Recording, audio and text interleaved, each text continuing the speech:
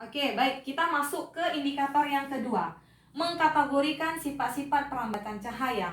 Nah, kita harus juga lebih mengetahui ya, sifat-sifat cahaya itu terbagi menjadi 3 ya. Yang pertama, sifat cahaya itu merambat lurus ya. Yang kedua, cahaya menembus benda bening ya. Sifat yang ketiga, cahaya dapat dipantulkan. Nah, misalnya, Miss, contohnya untuk cahaya merambat lurus itu misalkan seperti apa? Misalkan begini ya.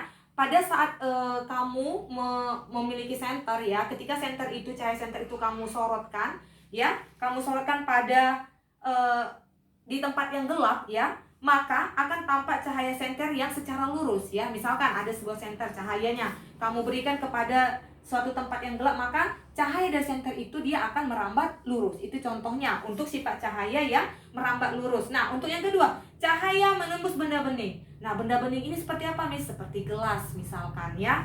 Nah, selain juga dia pada gelas ya, itu bisa pada sebuah plastik atau benda-benda bening yang lainnya ya. Oke, kita masuk ke sifat cahaya yang ketiga. Cahaya dapat dipantulkan. Nah, cahaya dapat dipantulkan ini misalkan pada sebuah cermin ya, nanti lebih mendalamnya ada pada cermin cekung, cermin cembung dia begitu ya. Nah, untuk kecepatan cahaya ya, kecepatan cahaya itu dia memiliki nilai ya, nilainya sebesar 3 kali 10 pangkat 8 meter per sekon. Nah, kalau di buku IPA terpadu ya, ternyata sumber cahaya itu dia bisa berasal dari benda-benda yang bisa dikategorikan untuk menghasilkan sumber cahaya itu terbagi 2 dia. Ada namanya sebagai sumber cahaya, lalu ada yang namakan sebagai benda gelap. Nah, yang menjadi sumber cahaya ini apa? Artinya benda-benda yang dapat memberikan cahaya dia. Nah, kalau untuk benda gelap misalnya ya, berarti benda yang tidak dapat menghasilkan sumber cahaya dia. Oke. Nah, untuk penerapan hukum pemantulan cahaya ya, itu nanti kita masuk ke